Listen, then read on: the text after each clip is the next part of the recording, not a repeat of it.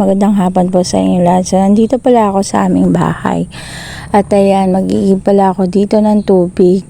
Itong gamit namin dito ay balloon. Ever since na nung elementary ako, ito na yung gamit namin. So, ang sarap talaga kapag mayroong ganitong libreng pag-iigiban, meron kang pagkukuhanan ng tubig, panggamit mo sa iyong panligo, panlaba, at panggamit sa kusina, diba? Ang saya na may ganitong balon na mapagkukuhanan ng tubig. So, ayan. Nagigib pala ako dito para panghugas ko ng mga gulay at saka mga plato.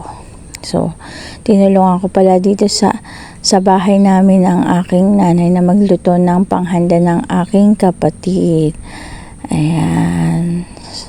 Sarap talaga umuwi sa bukid kapag ganito nakikita mong paligid.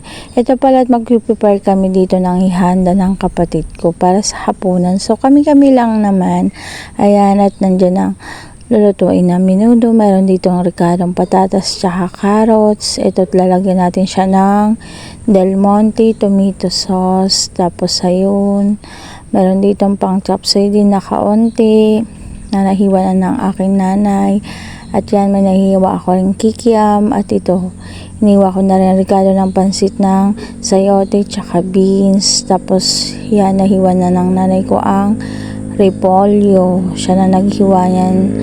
Tapos dito, mayroon tayo dito ang gagamitin natin sa pansit ang 3Q kumiyab na bihon. Yan ang ating lulutuin na pansit. So nakita ko pala dito sa kabilang kalsada ang tumubong saluyot. Ang sarap niyan, lalo na't ihalo mo sa anumang gulay.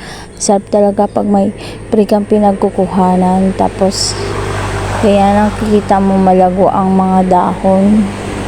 Sarap talaga sa bukid. Kung masipag ka lang maghanap ng gugulayin mo, hindi mo pupuprimahin ng uulamin. So ang hahanapin mo na lang ay ang bigas. Yun. Kaya dito sa buhay bukid, tiyaga-tiyaga ka lang para mabuhay. At ito, mayroon pala sila ditong tanim na kalamansi. So nagpitas na rin ako para ipanghahalo namin sa topping sa pansit. So masarap ang kalamansi kapag yan kita mo natural ang bunga. Ayan ang kalamansi nila, ang daming bunga, hinog na nga yung iba. Ang sarap mamitas pag pre lang yung pipitasin. Pag yan, marami kang pagtataniman dito sa bukid, di mo problemahin ng mga prutas, gulay na mayroon kang pagkukuhanan, o diba? Yung iba naman dito ay hindi pa natin pwedeng pitasin kasi medyo mura pa ang bunga.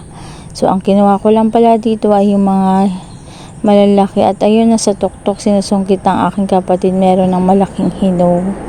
Malalaki ang bunga ng kanilang kalamansi. At ayan na pala yung nasungkit natin na kalamansi, o diba? Kahit ilang piraso lang yan, ang sarap na sa pakiramdam na mayroon kang nakukuha na libre. At ito't naluto na pala ang pansit ng ihanda ng aking kapatid. Yan, ito palang niluto namin ay konti lang para sa amin lang. So para i-celebrate lang naman ang kanyang kaarawan at mairaos ang araw na ito. Kaya nakapagluto kami. Yan ang para sa aming hapunan ng adobong manok. At saka ito na yung niluto ng aking nanay na menudo. So yun lamang. Thank you for watching.